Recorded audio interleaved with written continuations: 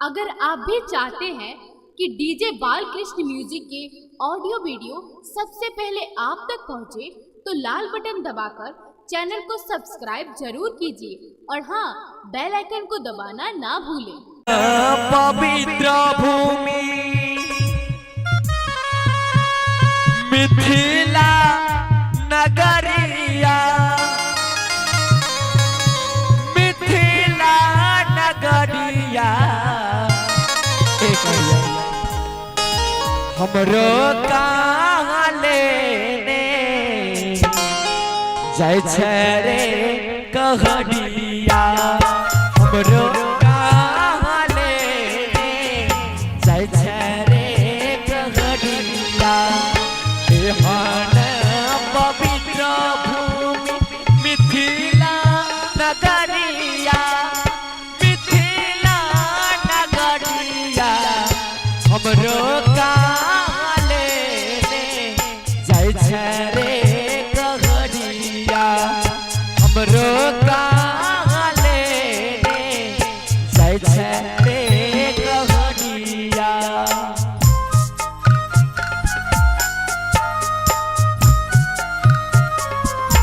जय जय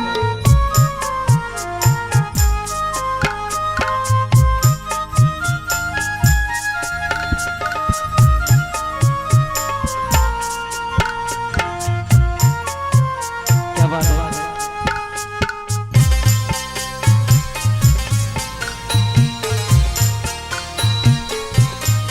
जय हो।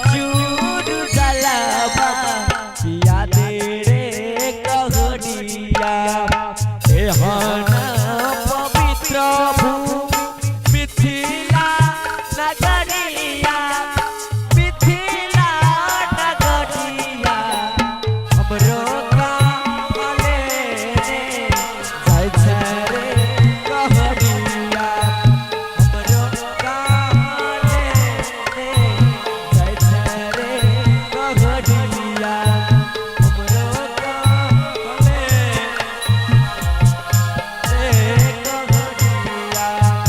हमरो काले जाय छै रे कहरिया